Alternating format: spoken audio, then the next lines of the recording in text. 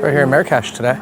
Sony A74 and only the 35mm F1.4 G Master Lens. We're on a bit of a half-day tour here. We're going to see some of the tourist sites and we're going to go for a walk around on our own. The palm trees here, you might see them growing in unusual places, and that is because it's illegal to bring down a palm tree here. But if a palm tree grows, it's got to stay. Sometimes it's the middle of the road, and build the road around the palm tree. So all the blue planters and yellow planters, my wedding photography brain will not process them as planters. It processes them as garbage cans and elements that I want to hide. Very nice reflecting pond over there.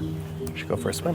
So you might be like, it's crazy to only bring a 35mm prime on a trip like this. But I personally enjoy having just a 35 prime. This is good all day.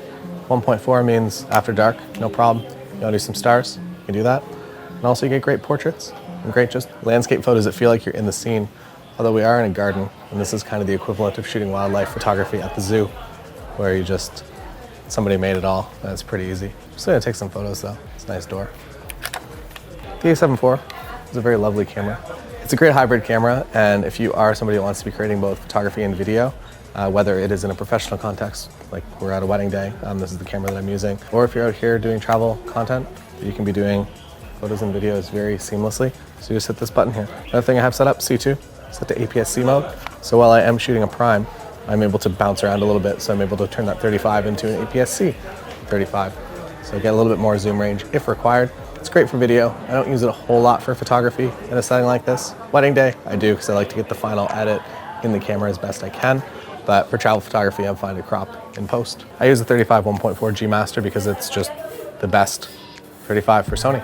And it makes you think a little bit differently, because sometimes you would walk into a scene and you'd be like, I need to capture all this, but in truth, you don't actually have to capture all of it, and that makes a worse photo than just focusing on one specific subject. So what I look for in photography locations is usually lighting first, background second. I do this a lot for wedding photography, that I'm always looking for nice flattering lighting on people, which I think we're getting. Maybe it's a little too intense. But when I'm walking around, I'm looking for where the sun is hitting things in an interesting way that's maybe only happening now, maybe only happening for the next 5-10 minutes. And that's why it's important to wake up a little bit early and get out before the sun is at the full height of the day. Golden hour, blue hour, golden hour in the morning, in the afternoon. You know it's the best. I enjoy walkways that are also obstacle courses. This is one of my more favorite walkway obstacle courses that I've discovered. Ooh, nice light over here.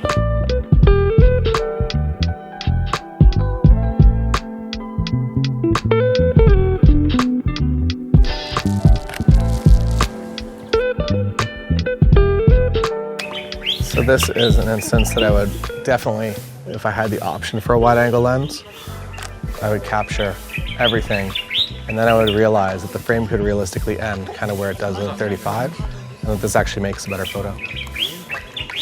As you can tell, this garden is a real local hangout. Many Moroccan, many locals here. Definitely not all just tourists. Another reason that I like shooting at f1.4 is because it allows you to really isolate subjects with depth of field. So when you take a photo that the subject is nice and crisp and the background is nice and softly out of focus, I feel like it makes a more artistic feeling image. For a scene like what you see above us here, it probably makes more sense to go down to something like f8, so you get a little bit more depth of field, because you want the palm trees up top as well as the flowers in the foreground. Another great thing with the 35 G Master is that you have access to this physical dial as well. So if you are somebody that wants to just physically control your aperture, you're at 1.4, you're at 2.8, f4, f8.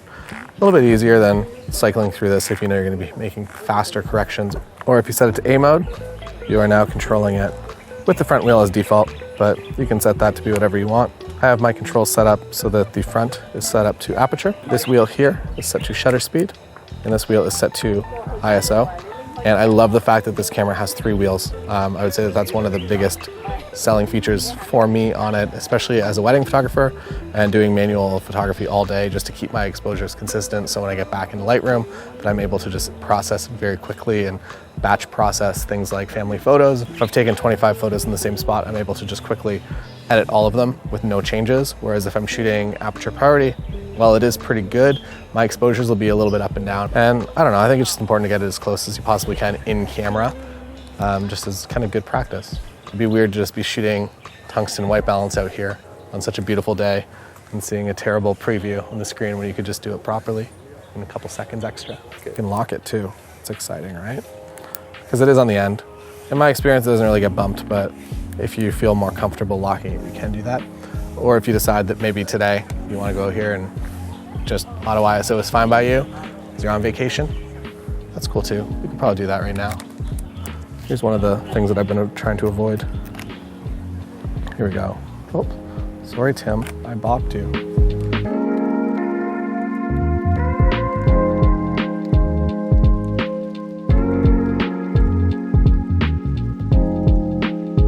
Arigato gozaimasu. We have been magically transported to Japan. Wow, bamboo forest. It's just like we're in Kyoto. Also, little does everyone know, the Yves Saint Laurent actually founded Marrakesh. That is the true history of Marrakesh and why it's a city. Shout out YSL. A lot of the time now I'm shooting through my LCD, my monitor here.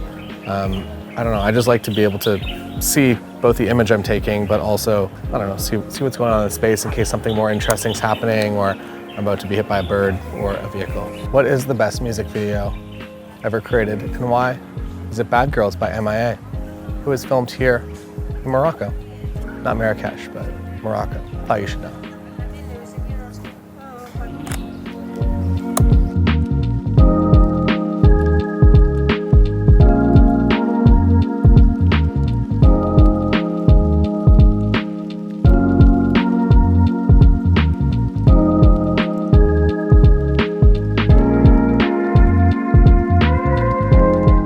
You didn't notice this fountain before, and then you put a bird on it. You certainly notice this fountain now. Goodness, smell. There are a few things to look for in what makes a good photograph. There are no official rules. One of the things that I think look really nice, complementary colors, like the very blue wall, royal blue wall, and the yellow planter. They just go really well together. I'm gonna see if I can make a composition. I feel like that might be it. Came together 3/4 as good as I was hoping. Not very well centered. This could have been the greatest photo in the world. We're gonna have to go move the pots around. Are we allowed to do that? You also might be surprised to learn that I don't use filters on my lenses.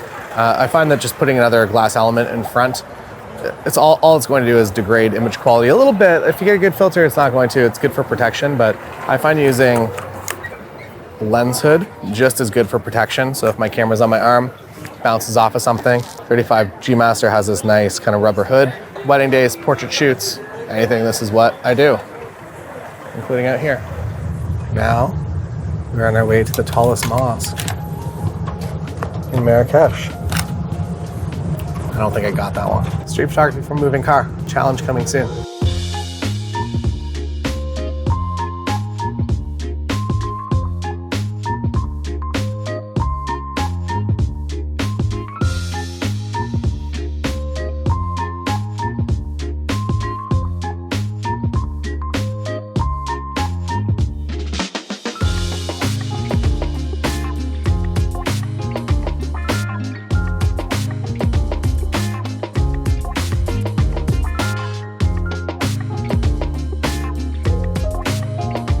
Now entered the Jewish quarter of the old city, and a lot of interesting stuff going on and more space.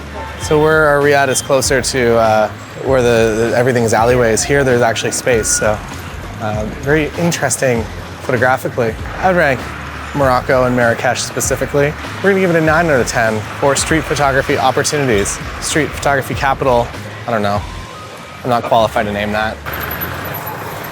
Marsha would love that. Yeah, he would.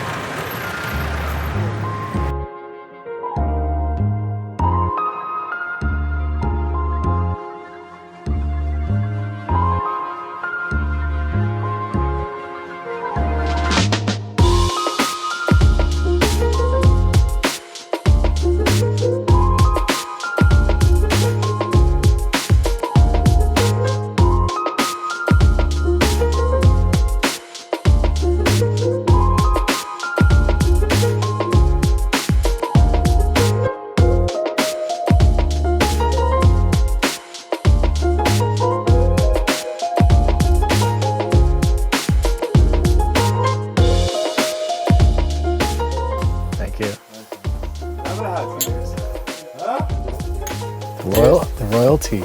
Yeah.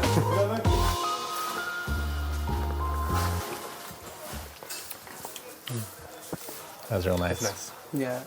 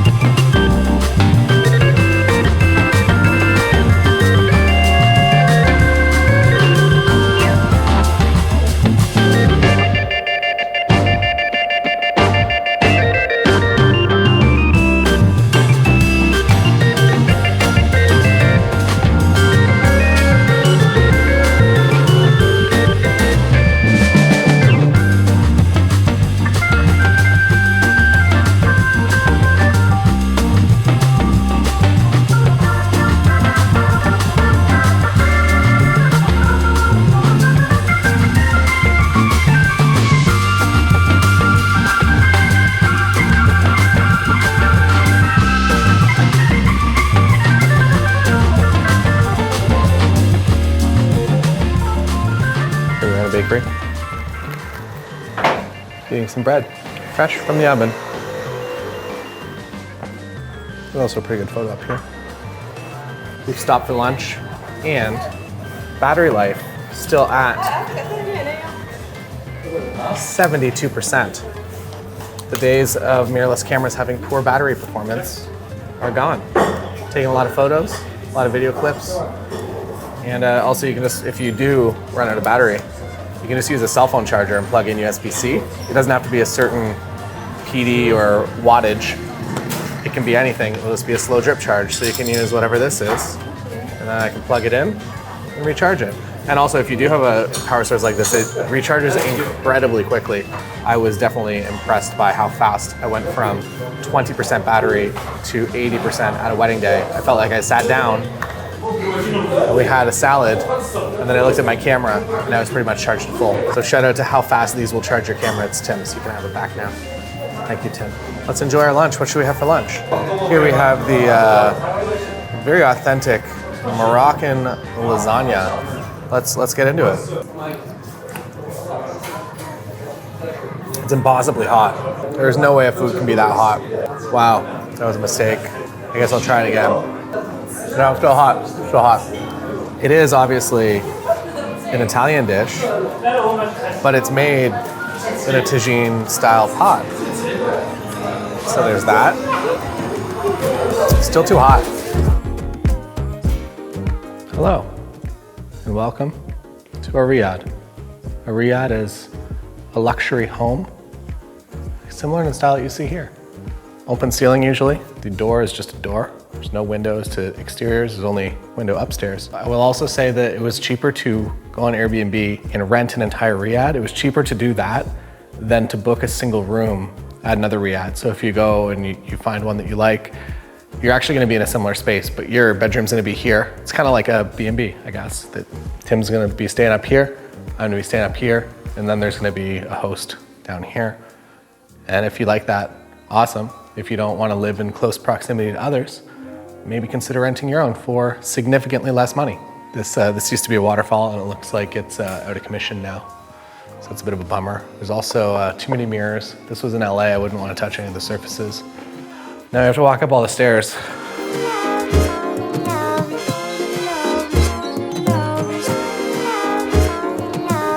I will say it's a little bit weird to have a 3-story Airbnb unit.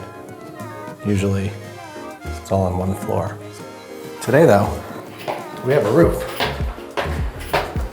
And not only just like a crappy roof, a really nice roof. Look at this. Little lounge and seating area. Bar over here.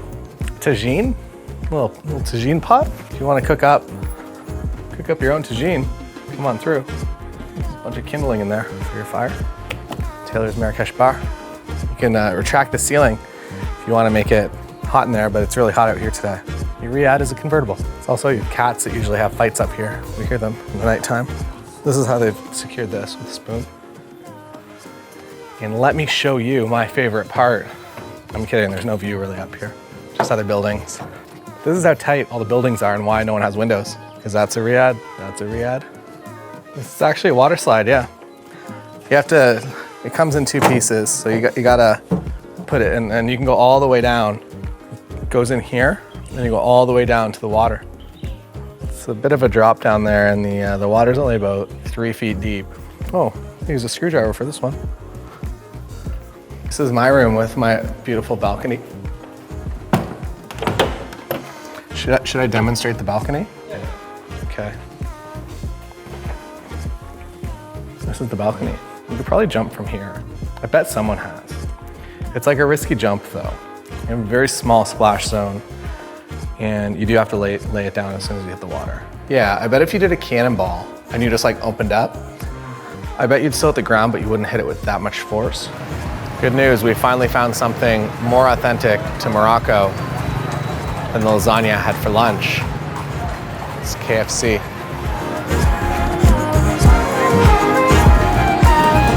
It's evening time. First, I'm gonna take a photo of this palm tree. Second, we're going on a food tour that we booked an Airbnb for not a lot of money. So, questionable choice, but I don't know. This is a photograph I call man standing in square, wearing straw hat, photographer attempting to not be hit by horses.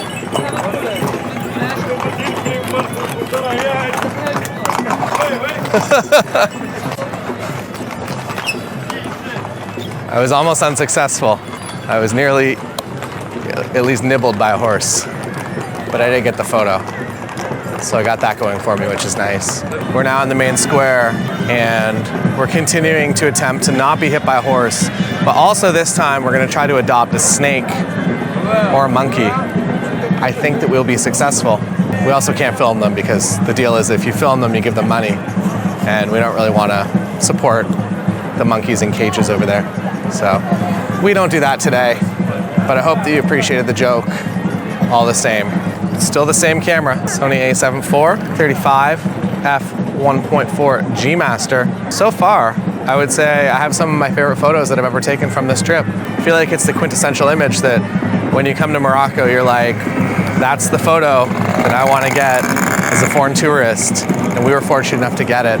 So my new startup is called Tok Tok, and we're really trying to disrupt the tuk tuk game, and Tok Tok. Look us up.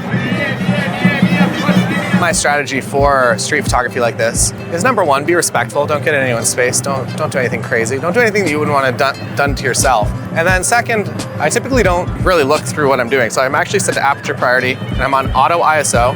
I just basically make sure my shutter speed doesn't go too low. If it's down somewhere around like 1/100th of a second, usually I'm walking and moving, so I'm gonna make sure that that shutter speed stays up. So I'll set an ISO in that case.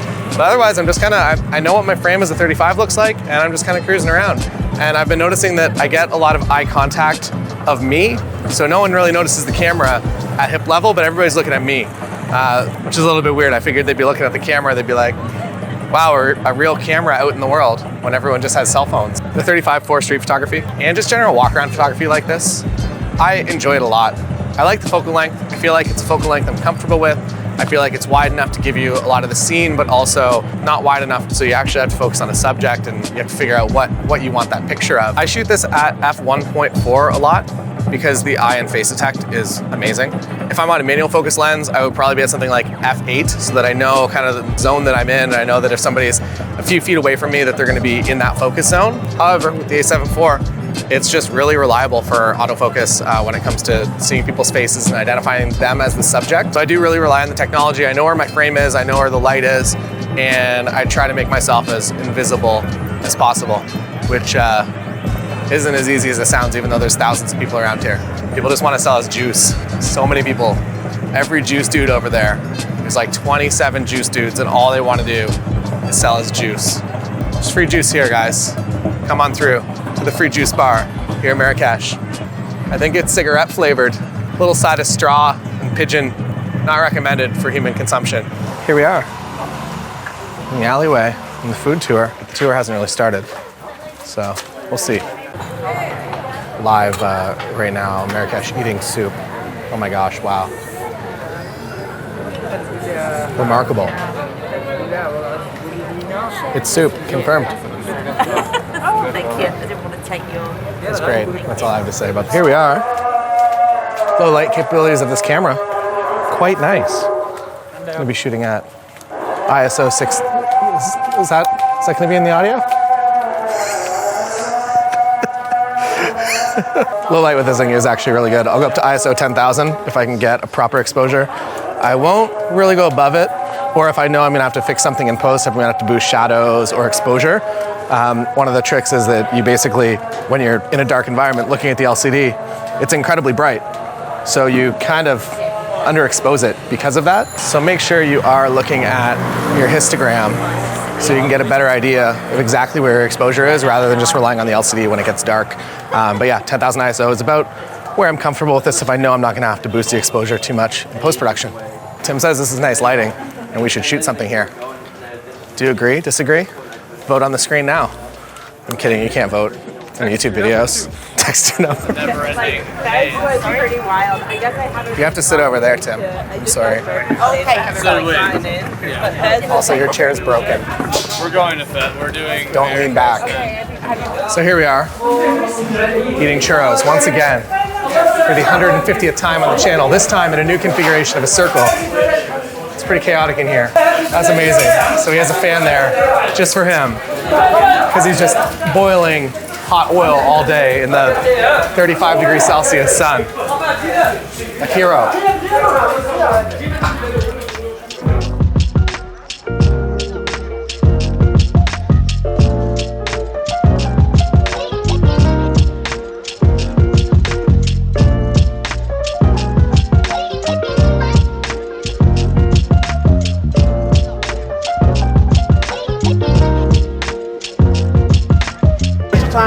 Sensation. Right here. It's a little overwhelming over here.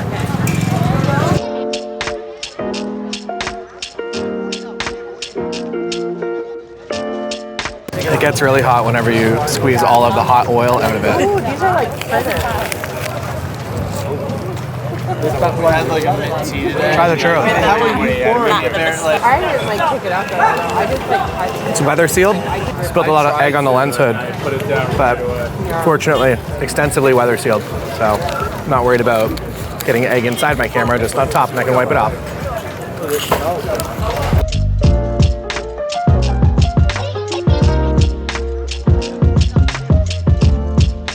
Here we have tea. Yeah. Do you like tea? It smells like tea. Was it quieter? It was like, oh, it's Tasty treat.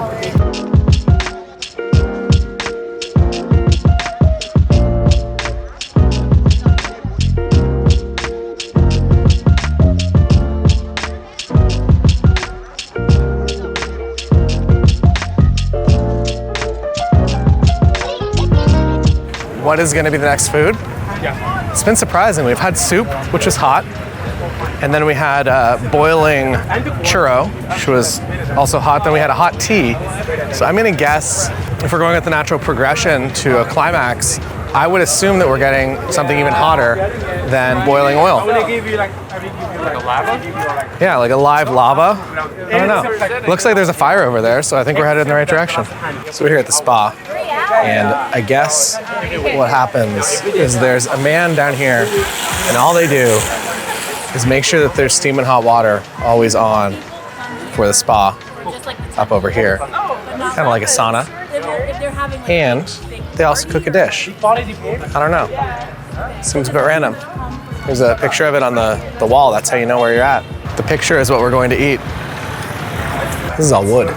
This is wood that they burn to make you a little hot tub. It's a lot. I don't know if I trust how it's been stacked, but they probably know what they're doing. It's cool how they make it.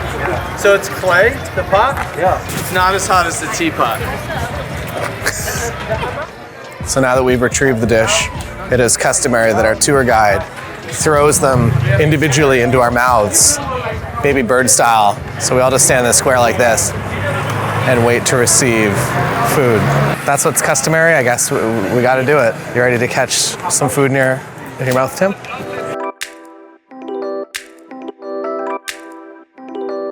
It's like giving birth. then he ate the bowl. Build a tiny little sandwich. Just like a taco. Everyone understands tacos. It's less hot than the last two dishes. Surprising. Equally delicious though. Try to sell me a snake. I don't want to buy a snake, sir. Snake share. Do you think Tok or snake share is a better startup idea for this trip? And now for our next course, chicken of the sauna. Let's see what it tastes like. Here we go. Like, this one is like trying to think about doing it, but then they're like, but I don't want to essentially be a police officer. Chicken of the sauna. It's good. There's more sauna-based food items on this tour than I would have expected. Yeah. Not mad, just surprising. We've arrived at the next stop, and the food has clearly not been made in the sauna. So I'm a little disappointed, but I'm still open-minded. It is a ball. Another ball? Do you want to eat? Do we like split it? Garbage, and it takes us so much. No, that's a food. 100% food. Tastes like liquid fruit. I wonder how internet cafes are doing in 2023. I'm thinking it's time to invest. With the exception of the, I don't mean to be rude, but the meatball tasted like garbage rat, I would say a successful tour. What are we up to tomorrow? Tim doesn't know. I'm sure we'll figure something out. I took a lot of photos. This is my favorite photo from tonight. Maybe this one? Somewhere in the middle. No, that's half and half. Probably that one. Yeah, let's say that one. Good morning. We are on our way to the Atlas Mountains, and I'm feeling magnificent. Significantly better than the garbage rat meatball. It's full of chocolate. Better choice. Essence of chocolate, invisible locations, no chocolate interior. 4 out of 10. 3 out of 10.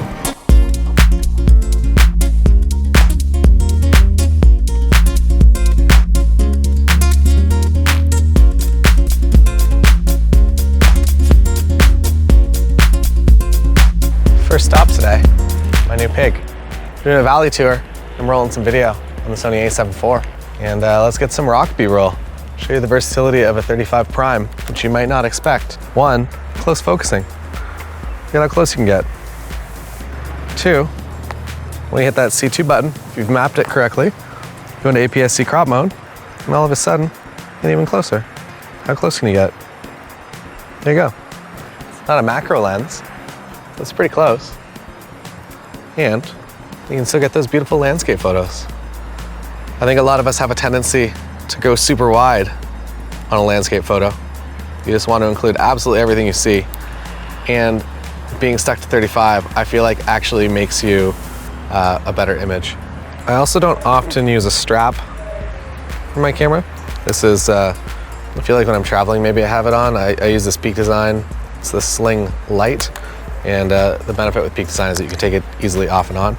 I find that if I'm actually working, I'm rarely using a strap, and I find that I tend to have more accidents and or drop my camera with a strap than when I don't have one. So getting out of a car, it's pulled on a knee, or you're walking by a table and it gets stuck. I would say, at least for me, I'm not telling you to not put a strap on your camera, but at least for me, it seems to work out a little bit better. For a landscape like this, you could shoot it at 1.4. I'm going to stop down a little bit. This lens is incredibly sharp wide open, but I think it's just good practice to stop the lens down a little bit. If you're aiming, you want everything in focus. You can shoot it at 1.4. I don't know. What's the positive, what's the negative? Let's find out. Here we go. F1.4 versus F2.8. Pretty the same exposure. I don't know. So that's what it looks like when you shoot it wide open. When you're making travel films, the difference from photography to video is that when you're doing video, you want things to move in your frame. So whether that means you moving, I feel like that always looks cheesy if you're just trying to do, if you have a gimbal and you're doing it properly, it can look good, but once you kind of commit to that style, you're kind of totally committed to it. I prefer the style of handheld, that I can point my camera at things that I know are going to move in my scene, like I'm assuming at some point these shutters are going to open. Wow, look at that. So perfect timing. So stuff like that makes for a better video. Whereas photo of this looks pretty nice. Maybe if you're gonna be doing a video of this, you might wanna set up a time lapse. If you've got some clouds, get some movement in there. But I think this is a photo with supporting B-roll for video. And I think the other elements, you can tell more of a story with video, that you can show the pottery and you can show all the jade camels and other details where you can't really, photo is kind of one-off. Video, many stories all together as one to make one big story. This light's really nice. I'm also shooting everything at shade white balance. You can shoot auto white balance, especially on the newer Sony cameras. The auto white balance is getting good. However, I would recommend locking your white balance down if you're doing video. Car is disappearing into it's a nice shot. Taxi cab. So yeah, and for focusing, I have my touchscreen enabled, and basically I'm just kind of touching it. I would say 99% of the time it's gonna pick exactly what you want. Every now and then, maybe it's going to, if somebody walks in front of the frame, it might focus on them. But to just kind of touch where you want it to focus is just easiest.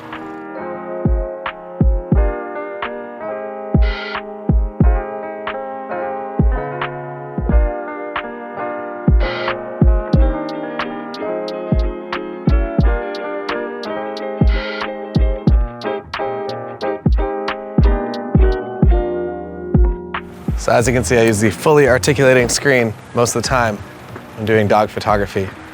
I like to be able to get on the same, I don't know, same height. I'm photographing dog's laying down. I don't want to be shooting down like that. I want to be kind of eye level. So fully articulating screen, really helpful for that. And as always, I'm doing both photography and video hybrid of the event, same as I do for my professional work. I'm at a wedding day, doing photo video. Today, doing photo video. Here we are, breakfast on the tour. Live music. It's kind of nice out here. We skipped all the traditional touristy stuff. We're not going to ride camels today. We're not going to, I don't know, hike to a waterfall, I think was the other thing. I'm sure it's nice, but This is it. Here we have a collection of dips. I'm all for the dips. I think I can get behind the Berber culture out here. Usually if I have a meal, there's going to be at least 3 or 4 dips on the plate.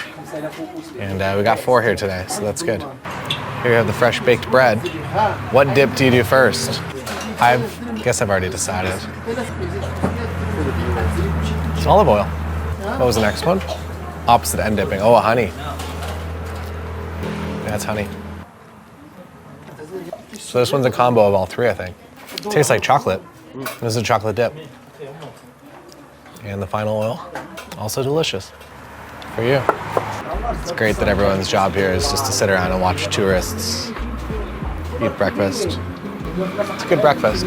So what we've learned today is that traditional Berber breakfast is just bread and dip. It's great. For remove the shape fruit. Yeah, this is the nut. We take small argan almond like that. This is argan almond, and this one we break it in nut. We take argan almond, small almond for cooking. Yeah, after.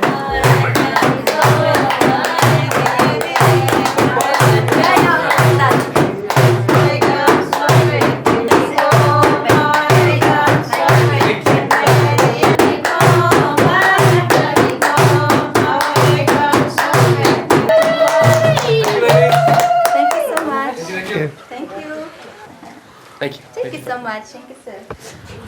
We're out here at the zipline tour, but you have to bring your own carabiner.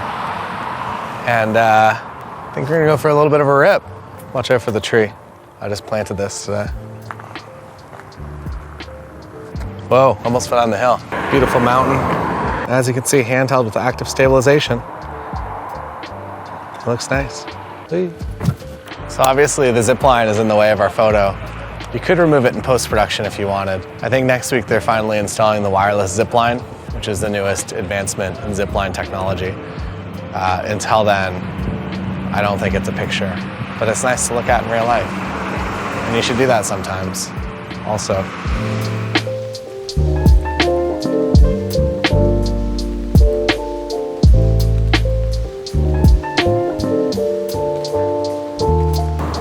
Leading lines, indicating that I'm the subject of this frame. If it gets bright out like this, A74 in settings, you can set your monitor, so your LCD on the back here, to sunny mode, so it gets a heck of a lot brighter.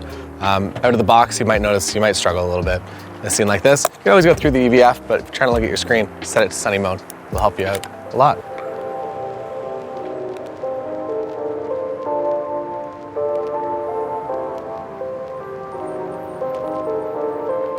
Behind me here, you'll find Richard Branson's castle, and the largest point on the castle appears to be a cell tower. Tim has theorized that Richard Branson is actually a Dracula character because he has many castles all over the world, and he's never been photographed in daylight, only in synthetic lights. Also, he has been to space, where it is infinitely and eternally dark. Is Richard Branson Dracula? Looks nice.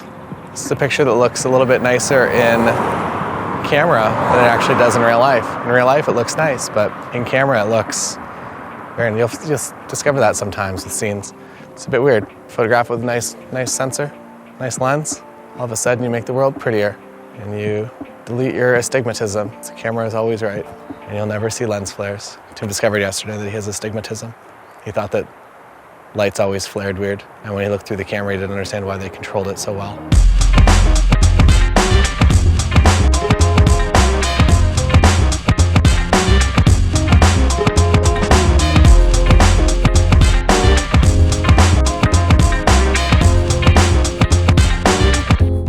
We're here, we're on a bit of a hike, and with the A7IV, you have your choice of picture profiles. Usually I am on S Cinetone, and I don't know, it just makes a very pleasing image that's very easy to grade in post-production. I still do add my LUT to the footage, but it gives me a good starting point. From the highlight roll-off, it's really, really nice. For pictures, it doesn't really matter as much, unless you're going straight from the JPEG. If you're shooting RAW, you're getting all the data, and you can add your preset, or you can add my preset. If you purchase it, you can do that too. In post-production, this is the tallest mountain in North Africa. And we're gonna climb it next. No, we're not. We're just gonna go over here. There's the waterfall. You saw the waterfall? Yeah.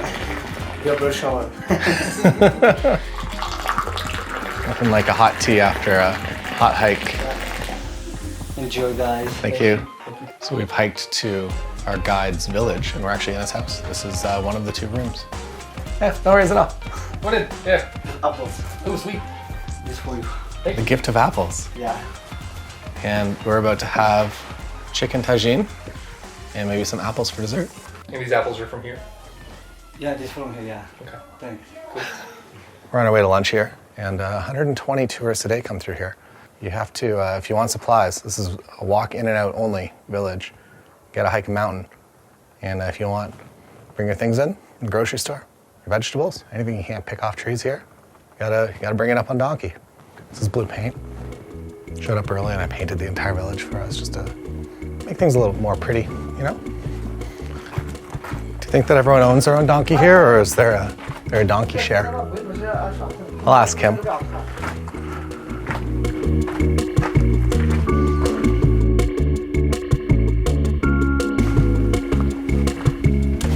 Not the tallest mountain in Northern Africa, but it's a mountain in Northern Africa. Also, it was confirmed that there is in fact a mule share, that everyone does not own their own mule.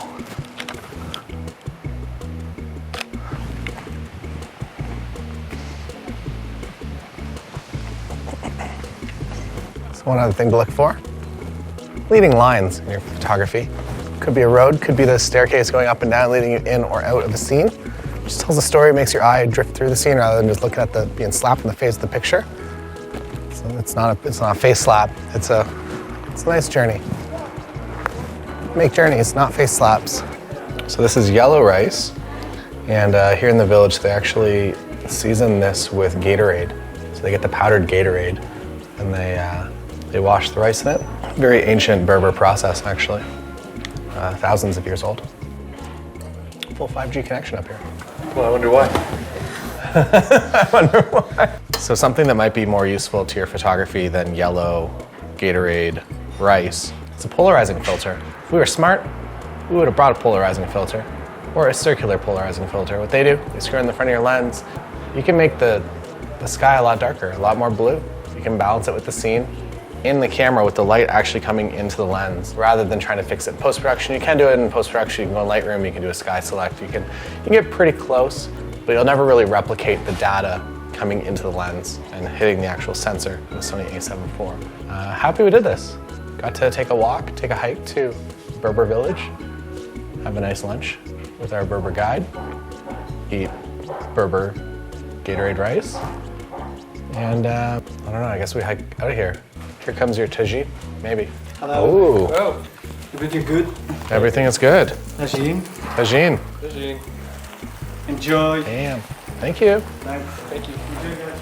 So the first thing you want to do when you get a tagine is touch the clay pot. Burn your fingers. Second, you got to go for this long avocado. It's probably not an avocado, it's probably a cucumber. Look at that though. What a food shot. What is this, no reservations? That's right. That's a hot cucumber. How would Anthony Bourdain eat a hot cucumber? He probably wouldn't. Whole crop is hot. So Tim and I are sharing a tagine. What a tagine is, it goes like this, it all cooks itself. There's a little, the hat that you saw, and there's a chicken or something under here. And it looks like it might be a lemon chicken. And one thing I appreciate is because it's boiling, you know it's cooked. I have a tendency to overcook all my food because I'm nervous of giving myself food poisoning. And to know that this is pretty much the surface of the sun right now makes me pretty happy. It's called boiled for safety. Boiled for safety. Tim says it's called boiled for safety. And that's very, very nice. It's funny to be somewhere so remote and eating such delicious food. So, scene like this, if you wanted to make that sky blue, I could be putting a polarizer on here. If we brought one, but we didn't. So I'll photograph it anyways. There we go. Now we will always remember our journey to this remote Berber village in the Atlas Mountains of Morocco with our A7 IV.